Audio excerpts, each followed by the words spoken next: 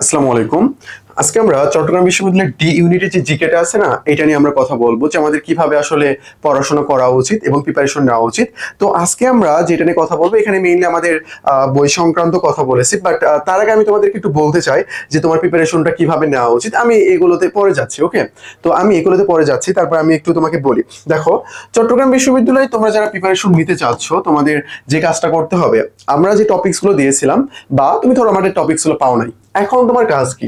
এখন তোমার কাজ হইলো, আমাদের টপিকস কিন্তু ভিডিও আছে, ভিডিওতেই দেওয়া আছে আর কি। এই যে কোশ্চেন ব্যাংক আছে না, কোশ্চেন ব্যাংক অ্যানালাইসিস করবা, বিগত 10 বছরের কোশ্চেন গুলো পড়বা। এখানে কোন কোন টাইপ কোশ্চেন করা হচ্ছে, তুমি কি এগুলো সম্পর্কে অবগত? তুমি কি এগুলো জানো?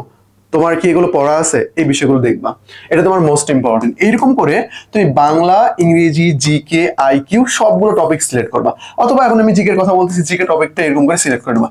এই জিকে টপিকস গুলোর মধ্যে তুমি কোনটা ভালো পারো, এগুলো মার্ক দিয়ে ফেলবে। এগুলো মার্ক দিয়ে ফেলবে। কোনটা কম পারো, তাও এগুলো মার্ক দেবো। কোনটা একেবারে কঠিন, এগুলো মার্ক করে ফেলবা। এইরকম করে যদি তুমি মার্ক করে করে পড়তে পারো, বেস্ট একটা প্রিপারেশন হবে তোমার। এখন কাজ কি? এই যে টপিকস গুলো লিখে ফেলছো, এগুলো এখন রুটিন করতে হবে তোমার। এগুলো রুটিন করতে হবে, রুটিন করে বাকি যে সময়টা আছে, এই সময়ের মধ্যে কমপ্লিট করতে হবে এটা। তাহলে এই কাছে তোমার কোশ্চেন ব্যাংকও পড়া হয়ে গেল, অ্যানালাইসিসও করা হয়ে গেল এখানে। তাহলে কোশ্চেন ব্যাংকটা কিন্তু তোমার সিইউ কোশ্চেন ব্যাংক, এটা তোমাকে মাস্ট পড়তে হবে।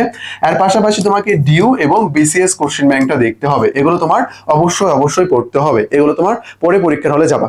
তো দেখো, এগুলো আমি বললাম তোমার ছবির জন্য আসলে কি করতে হবে এইটা। তো এখন আমরা যেটা নিয়ে কথা বলবো, আমাদের বই নিয়ে একটু কথা বলবো। এখন আমাদের সম্পূর্ণ বই নিয়ে কথা বলবো। এই জিকে আলটিমেট সাজেশন, যেখান থেকে তোমাদের চট্টগ্রাম ডি ইউনিটে হিউজ পরিমাণ কোশ্চেন কমন ছিল। এখান থেকে প্রায় হুবহুর মতো কমন ছিল হইলো 14টা আউট অফ 20 আর কি। আর দুইটা একটু স্টাইল মিল ছিল, যদি আমরা একটু দেখাই, এবং ব্যাখ্যা থেকে ছিল। এবং আমি ক্লাসেও বলেছিলাম এটার সাথে আমরা চট্টগ্রাম কোশ্চেন প্যাটার্ন চেঞ্জ হয়ে যাবে, আমরা পিডিএফও প্রোভাইড করছিলাম।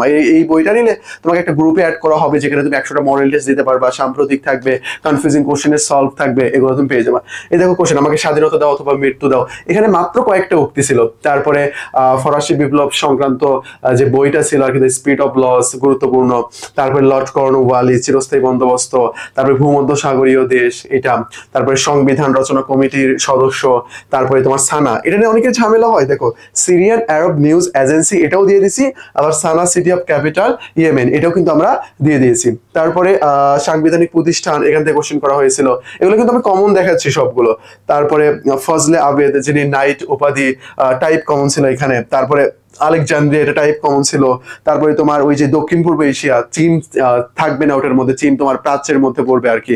প্রাচ্য মানে এখানে দূর প্রাচ্য যেটা আর কি, সেটার কথা বলতেছি। তারপরে লর্ড মাউন্টব্যাটেন থেকে কোশ্চেন করা হয়েছিল, সর্বশেষ ভাইসরয়। তারপরে ভাষার স্বীকৃতি, এখান থেকে কোশ্চেন করা হয়েছিল। এগুলো কিন্তু মোস্ট ইম্পর্টেন্ট। তারপরে ক্লাসে এগুলো বলে দেওয়া হয়েছিল। তারপরে আমলাতন্ত্র থেকে কোশ্চেন আসছিল। তাহলে আমরা দেখতে পাচ্ছি মোটামুটি হিউজ পরিমাণ কোশ্চেন কমন ছিল। তো প্যাটার্ন যদি সবকিছু ঠিকঠাক থাকে, ইনশাল্লাহ বি এবং টি দুইটাতেই হিউজ পরিমাণ কোশ্চেন কমন থাকবে এখান থেকে। ওকে, তো আজকে এই পর্যন্তই।